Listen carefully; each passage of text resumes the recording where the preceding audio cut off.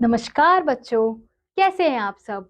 उम्मीद करती हूँ आप सब अच्छे होंगे। तो बच्चों, आप सभी का हिंदी की कक्षा में स्वागत है।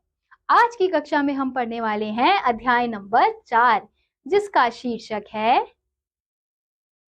सबक। तो इस कहानी में हमें एक कहानी दी हुई है। तो सबसे पहले हम पाठ परिचय पढ़ेंगे।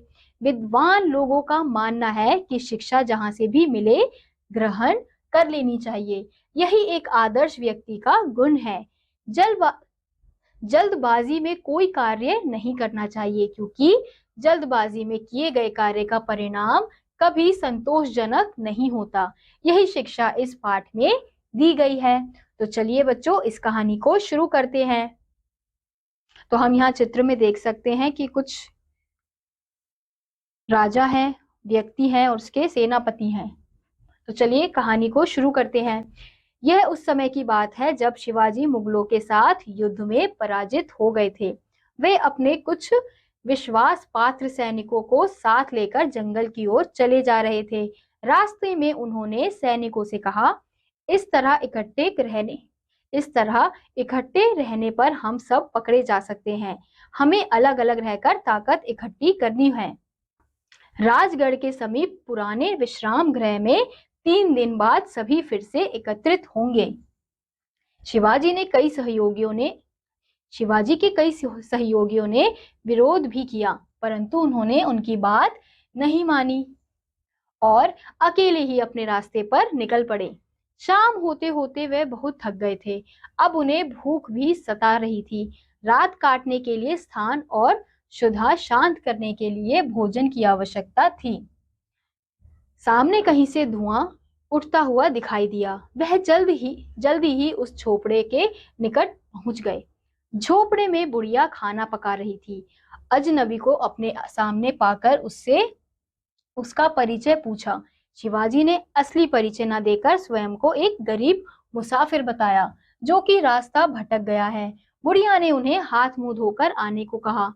शिवाजी के वापस आने पर उनके सामने गरम गरम मकई रख दी और कहा कि गरीब बुढ़िया के पास मुसाफिर को खिलाने के लिए और कुछ नहीं है। तो इस यहाँ पे हम देख सकते हैं कि किस प्रकार से जो बुढ़िया है वो शिवाजी को मकई लाके दे रही है और कह रही है कि उसके पास बस यही है। शिवाजी ने गरम गरम मकई को हाथ से उठाकर खाना चाहा, परंतु हाथ जल गया। उनके मुंह से करहा निकली। बूढ़ी महिला उन्हें देख रही थी। उनकी इस हरकत को देखकर बोली कि आप शिवाजी जैसे लगते हैं।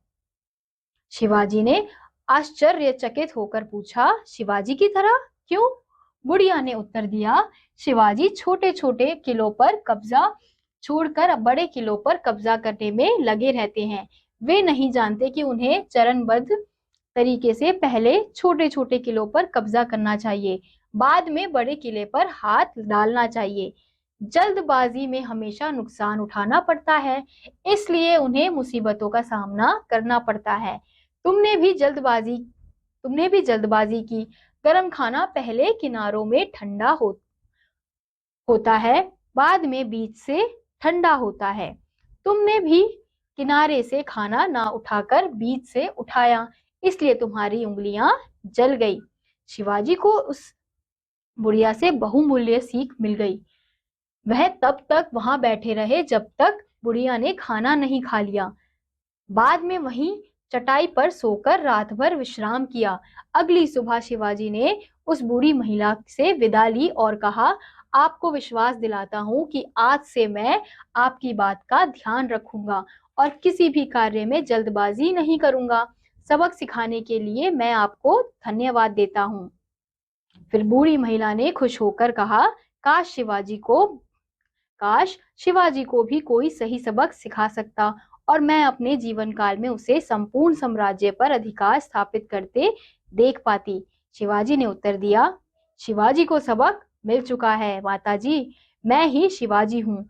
आपने मुझे जीत की राह दिखा दी है। ऐसा कहते हुए शिवाजी ने बूढ़ी महिला के चरण स्पर्श किए। तत्पश्चात उस महिला ने शिवाजी को विजयी होने का आशीर्वाद दिया। तो हम यहाँ देख सकते हैं चित्र में कि शिवाजी बूढ़ी महिला का आशीर्वाद ले रहे हैं और कह रहे हैं कि मैं अब आपकी आज्ञा का, जो आपने मुझे शिक्षा दी है, मैं उसका हमेशा पालन करूंगा। तो इसलिए हमें कहा गया था कि जहां से भी हमें शिक्षा मिले हमें ले लेनी चाहिए और हमें हमेशा सावधानी से काम करना चाहिए, ना कि जल्दीबाजी में। अगर हम जल्दीबाजी में काम करेंगे तो हमारा काम बिगड़ेगा ही। तो इसी के साथ आज का यह अध्याय यहीं समाप्त होता है। उम्मीद करती हूँ आपको यह अध्याय समझ आया होगा। मैं आपसे मिलूंगी अगली कक्षा में, तब तक के लिए बाय।